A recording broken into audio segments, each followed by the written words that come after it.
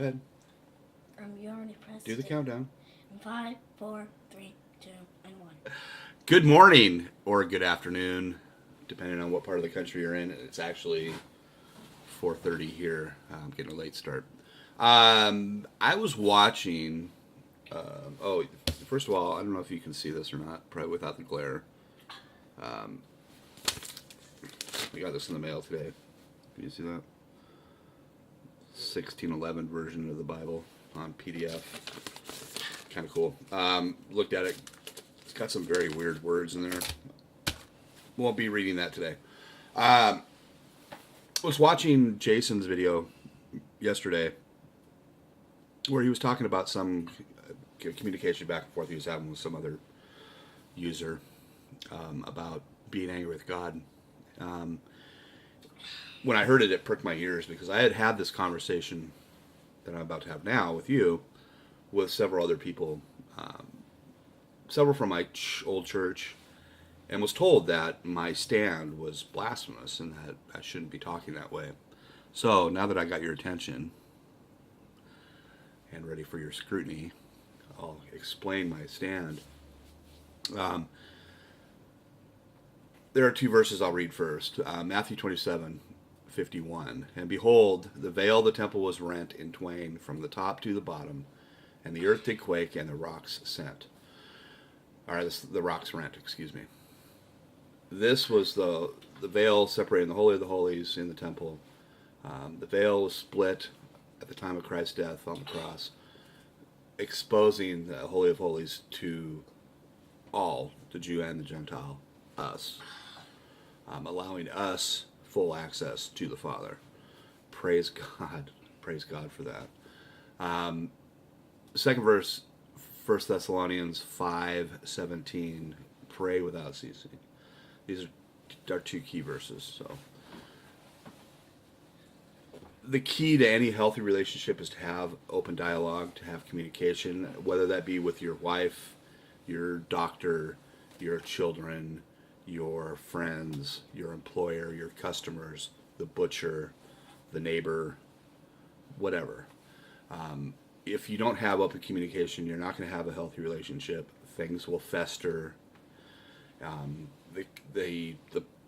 The whole sin of anger, the fleshy sin of anger, where we're angry at somebody, bless you. If we don't communicate, then it's just going to be held inside, and it's going to cause problems. I think the same goes for God. Doesn't care whether you're mad at your wife or your dog or your friend or your neighbor or coworker or him.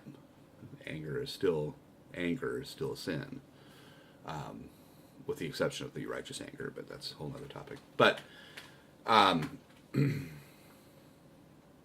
was I going? This is why I'm not a public speaker. So anyway, and I totally lost my track. So when we allow ourselves to not have open dialogue, God gave us the open dialogue. He allowed us, when the veil ripped, to have that open dialogue with Him. When He tells us to pray without ceasing, it's, there's a multitude of reasons why He wants us to do that, and it's not just so that He can hear us worshiping Him. It's so that we can. It's so that we have open dialogue, constant dialogue with God. He wants us to have that relationship. He wants us to be able to feel comfortable in that relationship, to be able to come to Him for anything. And I think that if you're mad at a situation or something that you perceive to be God's fault, I think that it's important that you express that. I think that it's important that you let Him know that you're mad at Him. It won't change the situation, but it may change your heart and your outlook on things. When we don't deal with our anger and when we let that fester up inside, that hardens our heart, and that is not a good, healthy state for us to be in, especially if we're hardening our heart against God. So I think it's absolutely important that if you're mad at God for whatever reason, let Him know. ask him to show you the situation from his perspective, and then that may give you a better insight on what's going on. But if you sit there and hold on to it, all you're going to do is just become more and more angry with him. It's going to harden your heart and push you farther and farther and farther and farther and farther away from him, and that's not good for you. It's not what he wants. He wants us to be close. He wants us to be drawn close to him. Anyway, does that make sense? I don't think it's blasphemous. I think other people are confused. Anyway, guys, God bless you. Peace and love from above.